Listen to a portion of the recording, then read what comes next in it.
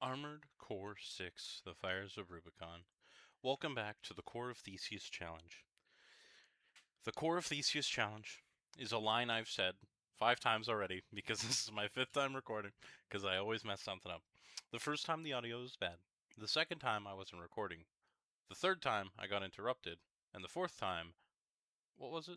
My mic wasn't on. So this is try 5. We're back at it again. The Armored Core of Theseus Challenge is a self-imposed challenge run on which, after the successful completion of every mission, upon my return to the hangar, I am forced to swap a part on my armored core. As you can see here, we have gone through 2 full rotations of this armored core. And I think it's looking a bit better. I would be lying to touch on the topic that we were just talking about.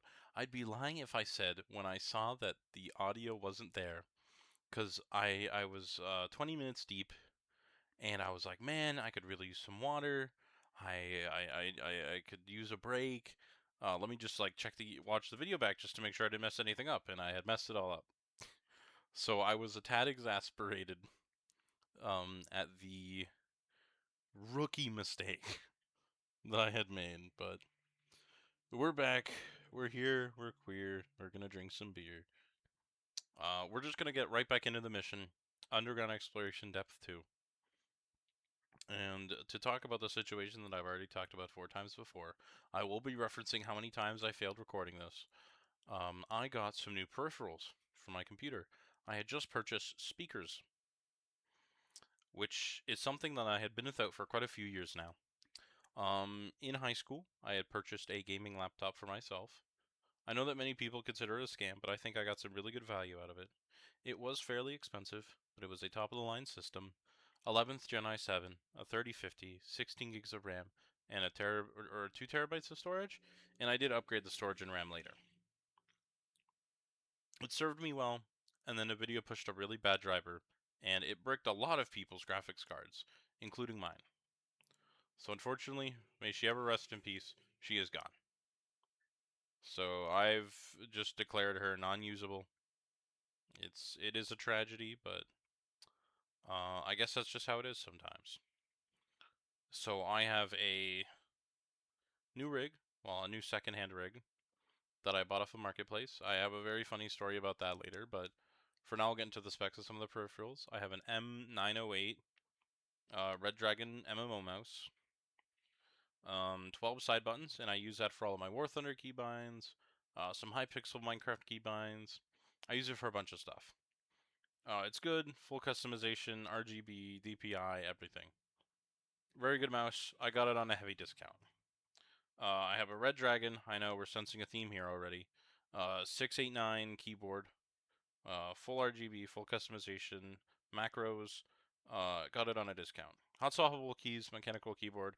I can change the keys and the switches, so that's nice. I got it on a discount. And then I just got the Red Dragon G520 Anvil speakers. Full RGB, full customization, very good sound. And I got them on a heavy discount. So I think all in all, I got all of my peripherals for around $100, which in this day and age is really good. Like I did it again. I have noticed I tend to say the word like a lot because I was watching back the video I posted on which I had mentioned that I was in an internet beef with somebody on Instagram. By the way, they have not responded since. They have given up. But, oh damn, what was I on about? I've totally lost the plot. I have lost the plot. We're moving on. I'd been watching back my gameplay. Oh no, we'll just cut ahead. The Facebook Marketplace story. I have an account on Facebook that isn't under my name. It's under a very foreign name. Like if you need to think, I did it again. If you need to think Yagmeet Singh or something along the lines of that name, that is basically what I'm going with. I have a image. It's a fake image. It's actually someone's image, I hope, but I just pulled it off the internet. Like I'm just this person now. And what I do is I go on Facebook Marketplace, I find items that I think are good, and like, dang. Actually, no, that is the correct usage. Like this computer I have here, and I lowball people, and I be a prick about it. And then what I do is I use my mother's account to give real offers, to be nice, to try to like establish a good communique. And the hopes is that after being treated rudely, that I have worn them down to that the second they see somebody who isn't an absolute douche, they just take it. They just take the deal. I hope they think to themselves, this isn't gonna get any better. Here's a person who's actually like a decent human being. Dang, I did it again. Who is actually a decent human being. Let me sell this to them. And so that is the hopes that I wish to accomplish using this account. And it's been working so far. I mean, I don't know how much I got this rig for. I think all in it was $600. It's a 10th Gen i7, a Noctua cooler, a NVIDIA like classic 3070. It's not a third-party licensed 3070. It's a NVIDIA 3070. My dog is going to start barking. It's 32 gigs of Trident Z Royal RAM, 4 terabytes of storage internally, and a 2 terabyte external, and a Fractalworks case. It is all things considered, a really amazing rig for the fact that I got it that cheap. I think if somebody wanted to purchase a 3070 from NVIDIA themselves, it would cost them somewhere around 800 bucks. So yes, all in, all things considered, a really good rig for the price it came at. So yeah, I just spend my time on Facebook lowballing people. Everyone's got to have a hobby, right? You know, some people they collect like crystals, some people they play video games. I lowball people and be a prick online, but I do that for free anyways. So you know, I actually did have a few talking points, but when I tell you I've been over these talking points 4 times, I mean 4 times. I've been repeating this like, dang, I did it again. I had been repeating this mantra. I would talk about what's it called? I would talk about peripherals. I would talk about the computer. I would talk about life. I would talk about games. I would talk about reviewing footage, and then I would just have nothing. So I'm gonna touch on something a bit original that I haven't already gone over 8 times. I think I need to make my stance clear on this. I am recording this purely for the love of the game. This is genuinely just for the bit. I love Armored Core 6. And that love is so deep that I have decided to do this run for the love of the game. Just to do it. You know, why does a man climb Everest? Because it's there. I have decided to do this, decided to put it on YouTube, and I don't care if it gets 8 million views. I don't care if it gets 8 views. I don't care if it gets an eighth of a view. I will see this through to the end. I will see this, I will do this, in the hopes that even one person stumbles across this and goes, man, this guy has no idea what he's talking about, but this game is pretty dang cool. Because it is. It is a pretty cool game. Out of all of the games I had played, I've only really appreciated a few of them. When I was younger, I appreciated War Thunder, but that's come to a bit of a disdainful point now. Um, Pokemon, still a very good solid. I have pirated Black and White too on my computer, so I do play that. My team's shaping up really well. I've talked about this in another video, so I'm not gonna really go on about it. But um, I think the only other game that I appreciate right now is a little game called Warframe Online, and I really do. I really do. I think it's an awesome game. I think it's an awesome concept. I think it's an awesome community, and I genuinely will load into missions, spend like an hour or two every other day just doing nothing. I'll just load into the game, pick a thing, do it for an hour, and then leave. Not to grind a specific item, just to do something in the game. Like it's genuinely just an appreciation for the game. And some games I load onto and I think it's a bit of a chore. One being Marvel Rivals. I think it used to be good. There are definitely some balancing issues that are now more apparent than ever as the general skill level of the player base rises.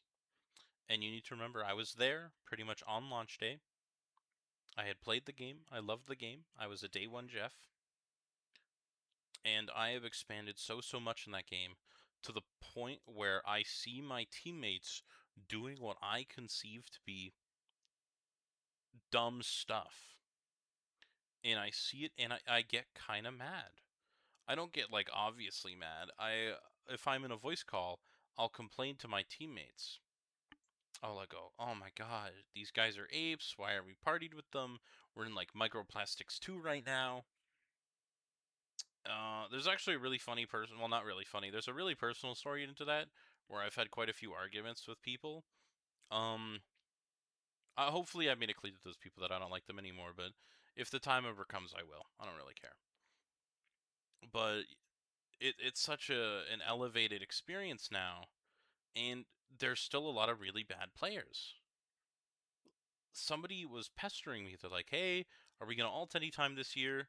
And I said, "This alt works best when we are winning. If I alt now, I'm going to get focused and die. If you want me to waste it, I will gladly do it for you, but there are alts the rest of the team is holding on to, including yourself, that we could use." Simple as that. And then one of them, promptedly, they alted, and we won the team fight. But no, if I had done it myself, I would have died. And I have been using the fact that I can go back and sometimes watch my previous games. I had been really using that as a little superpower because I can go back and be harsh on myself and be like, this is what I did wrong, this is what I should have done. Even in this specific fight, I wouldn't say I'd practiced this fight, but I had done it for fun a few times. And I'm not saying I'm a professional at reading his moves, but I'd say I'm getting there. I'd say we're a bit better. I'd say if you took this and took my first time, pardon me, put them side by side, it would be night and day of like difference in like quality, in skill, and most definitely in use of weaponry. I still remember taking this guy on with a gunslinger build where I had the 2 pulse guns and I had the 2 SMGs. And now, as you can see here, I am just using a wild combination of stuff. Genuinely, anything goes. I'm using kicks. I don't think I had ever used a single kick on the first time I had beaten the game. It was only after I did it some point in the second run and I realized, hey, this keeps enemy armored cores stunned. I should do this more. Like you'll see, and I'll go for them. Like here's obviously a whip, but I'm going for it. I'm using it. It's a feature of the game, and I'm using it. So I'm really enjoying the fact that I can look back on my games and I can see how I need to get better. And another really good example of this is again in Marvel Rivals, where post-match, after I had gotten MVP in quick play, one of the enemy team players said, "Dang man, actually unkillable, damn." And I wanted to see what they were on about, so I looked at the footage, and it was incredible. Normally, I'm pretty hard on myself, especially for more competitive games. I'll go like, if it, like, oh, I didn't put this here. I should have been with my team. I should have been in this position. I should have like been in charge here. I should have shielded here. I should have. And I couldn't find myself making these callouts. Like, oh, I did it again. There was just nothing to correct myself on, and that was bizarre. Normally, I'm used to having watched footage of myself, and I just think, wow, I messed up.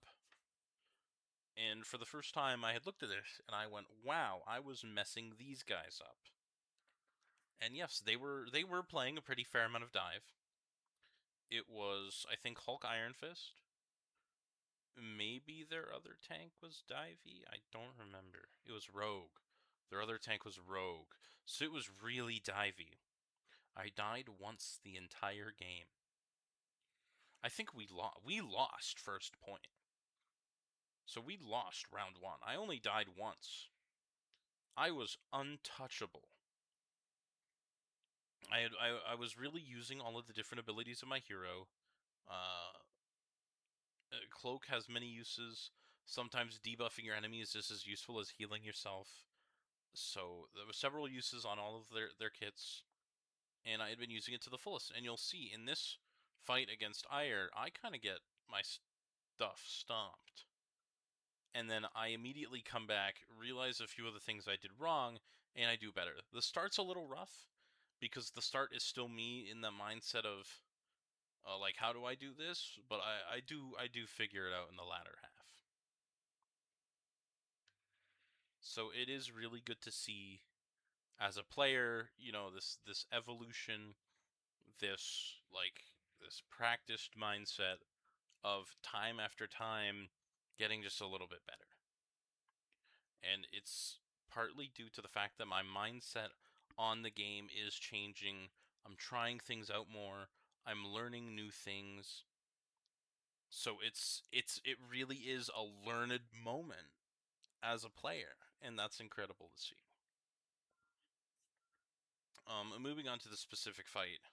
As much as, yes, I did take 3,000-ish damage really early on, you'll see I think the lowest I dipped down is 3-8. So if you exclude the fact that I took 3,000 damage at the start, I only take 2,000 damage after she already gets down here. Like, she's basically dead. So yes, there's a lot of things I can do better, but there's a lot of things I did do better. And I think that everyone needs to start looking at things that way, where it's like, hey, I did this was wrong, but the next time I could do it better. And that's an important mindset. Where we need to look at what we did and figure out how we can improve next time. And that's just how some people learn. All right, we got a little what's it called? Master of Arena cleared all arena programs. We've got a few items here. Have we already swapped a piece off our armored core? I don't remember. I'm gonna find out in just a second here. I'm so lost. You'd think after seeing all of this footage 3 times, 4 times over, I would understand what the next step is. Come on, give me something other than ire yapping. Oh, okay. What's the change? What's the change? We're going for the reverse jointed legs. All right, respectable, respectable. Are we just gonna run it? We're just gonna run it. What mission is this? Depth 3. Oh, this is it's underground. It's I have to blow up the core thingy. Yes. Yes, I remember this. So we're just gonna run it. We really are just going to run this one. Yes, IR Walter using hard to explain knowledge of this series of events. Yes, Walter is very well informed. And I should have caught on to that. I was just so like awestruck by this game the first time.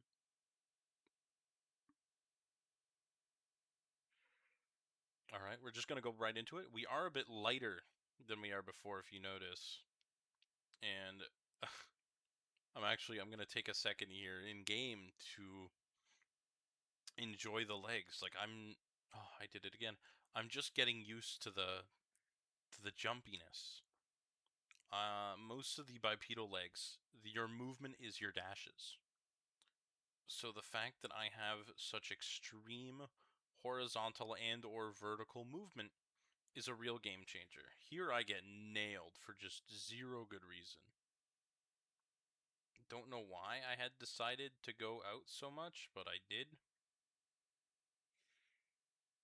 Yeah, just casually eats 3k to the dome. That's a great one. Good job, me. Real genius here, guys. Hopefully we learned from our mistakes a little bit. Answer? Oh, it's looking up. So yeah, so we are going to make our way across the pathway here. We're gonna clear out a few enemies. I think I kill this guy, and then I go, damn, I kind of get some pretty good money for killing this guy. And that initiates me just walking up here and taking out the turrets. Thank the heavens these guys can't aim backwards, by the way. Ooh, I guess I do need to turn off Steam notifications while I'm doing this, huh?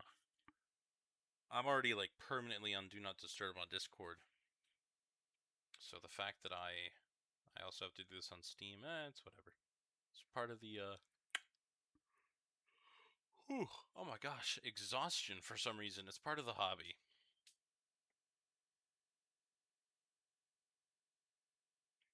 So yes, we really are just running around gunning things down. Oh man, this is gonna sound bizarre. So I used to be big in the what's it called? Like flash games scene where I would be on Armor Games, Congregate, Kizzy, all of that good stuff. And I was a Cool Math Games. I don't know if I already said that, but I would be on all these sites as a kid, and I actually have played some of these games as of recently. And when I say that they have more than stood the test of time, I mean it. Some of these games are still class act in 2026. Like they're enjoyable. Like so I had been playing Sands of the Colosseum, where it's a team management gladiator game. And I played it when I was a pre-teen teenager or whatever it's called. And I'd been playing it now. And it's still just as good. It's still a really good game. I don't know how they did it, man.